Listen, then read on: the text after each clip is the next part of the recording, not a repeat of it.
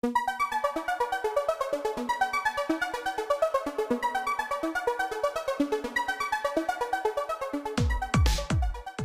felt tired of those next generation EV designs? Well, we wouldn't complain. At times, it feels good to have a good old vintage car in your garage.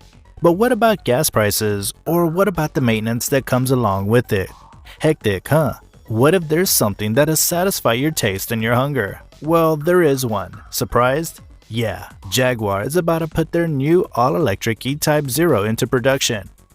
Jaguar made a statement during the royal wedding by driving Prince Harry's bride to the reception in a resto-modified E-Type. Because the E-Type Zero was an all-electric version of the automobile that many consider being the most beautiful in the world. Naturally, a big number of individuals, particularly collectors and connoisseurs, would have rushed to see if they could acquire one as well. This appears to be the motivation for Jaguar Land Rover's historic car arm's decision to resto-mod E-Types for consumers. The Jaguar E-Type Zero will be too much for some. Many people were skeptical about converting antique E-Types to electric vehicles, but now it's here, and it's a driving, functional car. In a nutshell, the Jaguar E-Type Zero has a classic appearance with a modern powertrain. The team at Jaguar Land Rover dubbed the initiative Project Dylan. Why? Of course, much as Bob Dylan marked the transition from acoustic to electric guitars, this specific E-Type created by the Jaguar Land Rover Classic division signifies the introduction of new world technology to an old-school classic.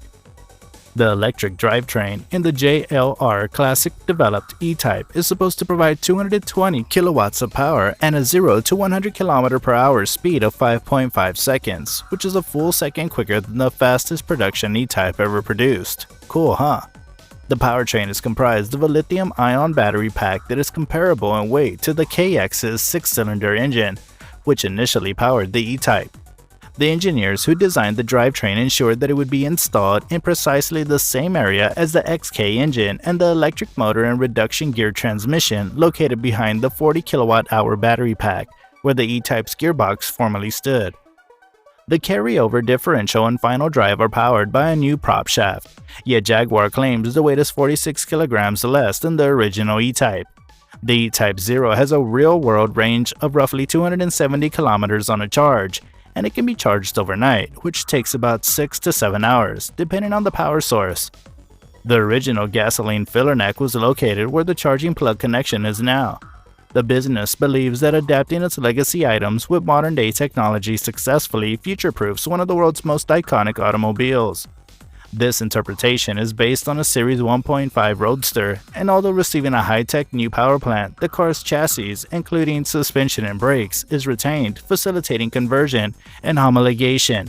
According to the firm, it drives, handles, rides, and brakes like an original E-Type and has the same front-rear weight distribution. The motor isn't the only thing that's been updated, with a digital instrument cluster inspired by the original E-Type design gracing the dashboard, as well as a new center console and contemporary aluminum trim, a new gear selector, and a new media system.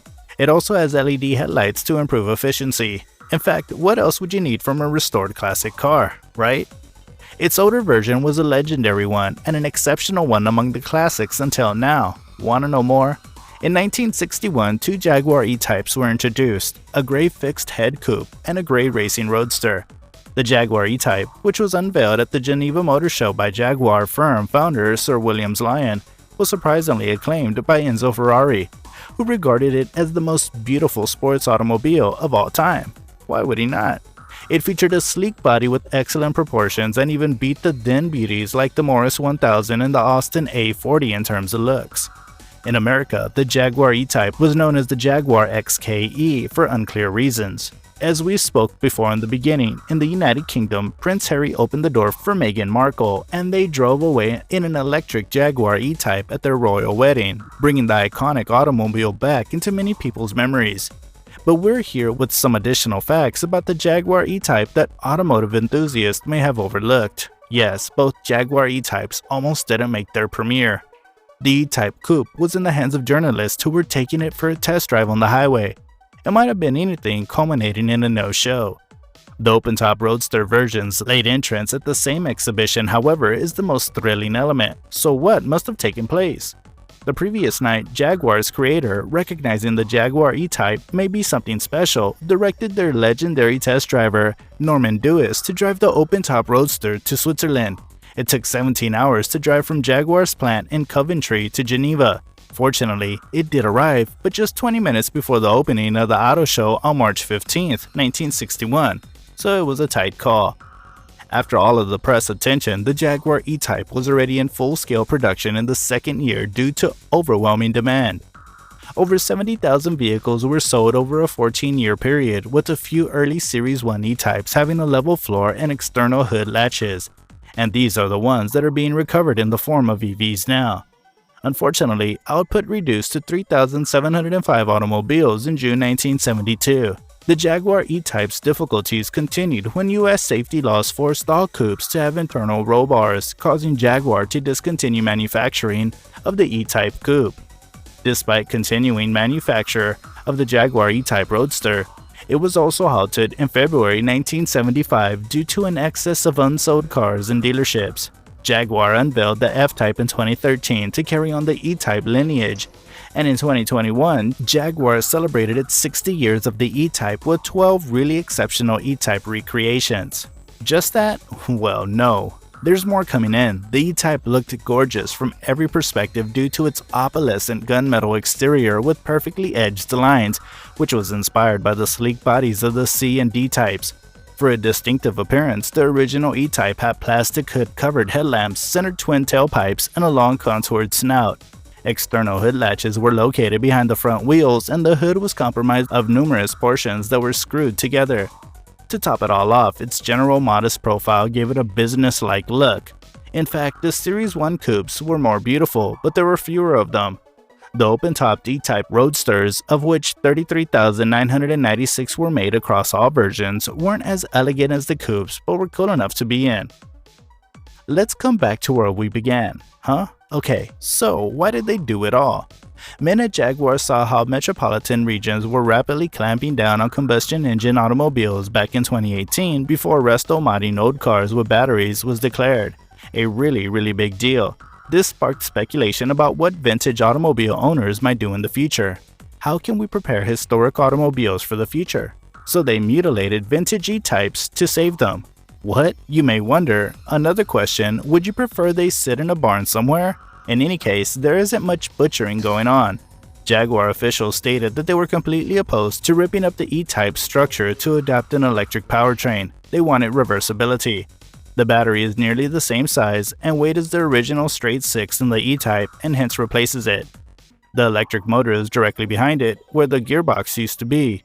The entire package weighs 46 kilograms less than the original automobile. Concerning the battery, the prototype in 2018 used battery modules from the Range Rover PHEV and I-Pace inverters, all established technology that is practically sitting on JLR's shelf, making construction easier. So coming to the last part, is this good? If you ask us, electric cars are super fast. It's rather quick for a vehicle constructed in the 1960s.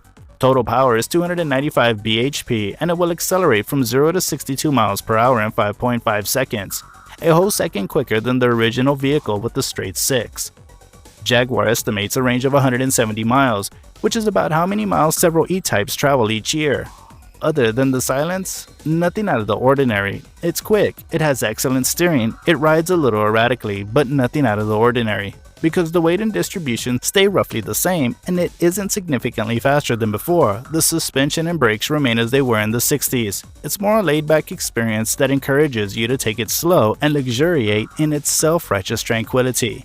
So what now? Do you wish to have one of these beauties? Somewhere around the 300,000 pounds, which is somewhat higher than a Renault Zoe, Nissan Leaf, Tesla Model 3, or Honda E. But none of those vehicles is an E-Type. So, you know, but that 300,000 pounds is for the entire package, including the automobile. Do you have an old E-Type lying around? Jaguar Classic will charge you 60,000 pounds and 2 engineers will have created your engine and box and returned your E with I-Pace power in a week. Simple.